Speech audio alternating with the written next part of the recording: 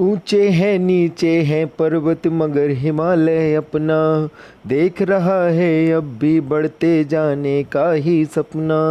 सभी पर्वतों से बढ़कर है नभ को जाकर छूता। किस पर्वत में है हिमगिरी से ऊंचे जाने का बूता।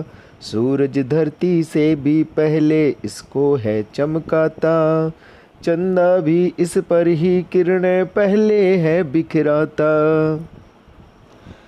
कई कई नदियों का घर है उससे है ये आती। अमृत जैसा अपना ये है मीठा पानी लाती। सुंदर हरियाली को अपने सिर पर धरे हुए है।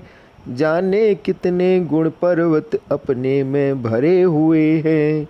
गौरव इसका बढ़ने से कभी न रुकने वाला। भारत का यह ऊंचा मस्तक कभी न झुकने वाला। भारत का यह ऊंचा मस्तक कभी न झुकने वाला। शब्द अर्थ लिख लेंगे, श्रुतिलेख भी लिख लेंगे अपनी नोटबुक में। और मौखिक प्रश्न देखिएगा, पर्वत कैसे हैं? तो उत्तर है पर्वत ऊंचे नीचे हैं। अगला प्रश्न है, हिमालय क्या सपना देख रहा है? हिमालय अब भी बढ़ते जाने का सपना देख रहा है। कौन सा पर्वत सबसे बढ़कर है? तो उत्तर है हिमालय पर्वत सबसे बढ़कर है। सूरज धरती से भी पहले किसे चमकाता है? सूरज धरती से भी पहले हिमालय को चमकाता है। अब है लेखन कौशल। सही उत्तर पर सही का निशान लगाइए। चंदा सबसे पहले किस पर अपनी किरणें बिखेरता है? हिमालय पर। कविता में हिमालय को किसका घर कहा गया है? नदियों का। हिमालय किसे अपने सर पर धरे हुए है? सुंदर हरियाली को। आपको यह कविता याद करनी है और ये पंक्तियाँ भी याद करके इसमें पूरी करनी है। फिर तीसरा नंबर है, निम्नलिखित प्रश्नों के उत्तर दीजिए। क्या कोई पर्वत हिमालय से ऊंचा जाने का बूता रखता है?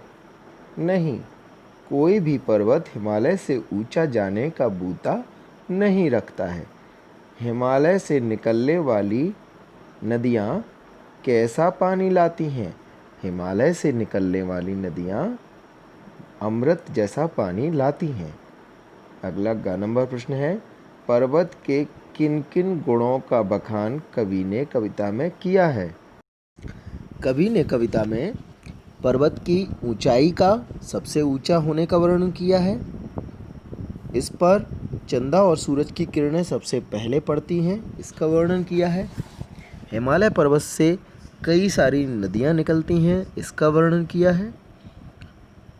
और यह कभी ना रुकने वाला है, बराबर लगातार बढ़ रहा है, इस बात का वर्णन कवि ने कविता में किया है।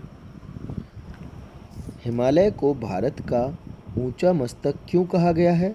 क्योंकि भारत के नक्शे में हिमालय सबसे ऊपर आता है और वो उसके मस्तक जैसा है, सिर जैसा है, इसलिए। दूसरी बात कि यह सबसे ऊंचा है, इसलिए दुश्मन के लिए भी ये एक चुनौती है, इसलिए भारत का मस्तक इसे कहा जाता है।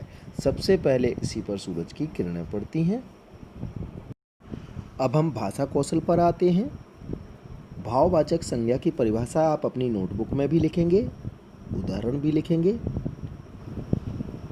किसी व्यक्ति, स्थान या वस्तु के गुण, दोष, दशा, भाव अथवा स्थिति के नाम का ज्ञान कराने वाले शब्द भाववाचक संज्ञा कहलाते हैं।